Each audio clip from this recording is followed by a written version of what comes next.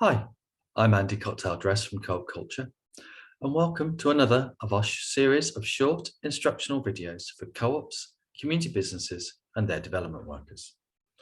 In this series, we're looking at gearing ratios and their role in helping us decide what is the best and most appropriate source of capital for a co-op or community business.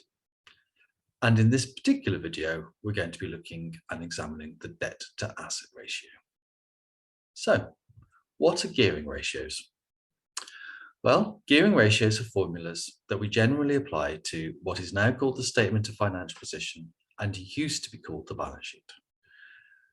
Whilst the majority of what we're looking at is taking numbers and information from the statement of financial position and applying these formulas to them, we will in a later video also be getting a little bit of information from the income statement or the profit and loss sheet. We use them to extract information about a co-op's capital, and specifically they tell us about the relationships between the different types of capital that a co-op or community business already has. And we can use that to therefore extract useful information about trying to work out what is the best source of capital. So they're all really, they don't look at the profitability of a co-op, they don't look at the cash position of a co-op, they don't look at the risk ratio of a co-op, or perhaps a little bit, but what they look at is what's the relationship between the different types of capital that a co-op has, and therefore what type of capital would it be best for it to raise. So the debt to asset ratio is very simple, and the reason we're starting with it is because it's actually a relatively straightforward piece of information, and people who have mortgages or have approached banks to enable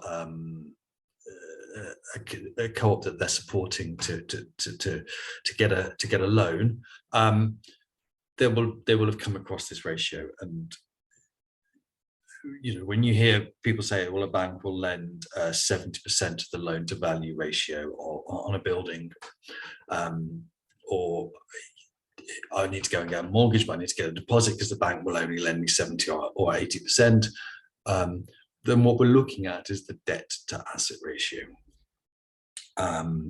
In that instance, what we'll be looking at is the debt to asset ratio of the loan versus what it's secured against.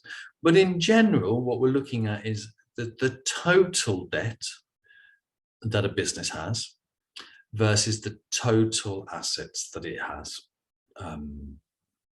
So it's a straightforward formula. You add up all of the debt, all the liabilities, which is things that the co-op owes, and you divide that by its assets, which are the things that the co-op owns, and then you get the debt to asset ratio.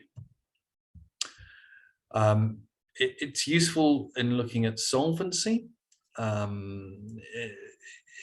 higher this ratio is, the more risky the business is, the less solvent the business is, the more higher leveraged it is. If the ratio is greater than 1 or 100%, if you've taken this formula and times it by 100 to get it into percentage, it means that the society is in negative equity. Each industry and sector that you work in will have its own benchmarks. Some sectors and some industries are more highly leveraged than others. Telecommunications is famous for being quite a highly leveraged sector. If the ratio is greater than 0.7, then the society may well be facing problems. It's going to struggle to raise more debt capital. Yeah. If this ratio is low, then the society or the business could take on debt as a source of capital. If this ratio is high, then the business would struggle to acquire more debt capital. And if it needed more capital to do any of the things that a business needs capital for, then it should consider raising equity capital. So that was this video on the debt to asset ratio which is part of the series that we're doing on gearing ratios.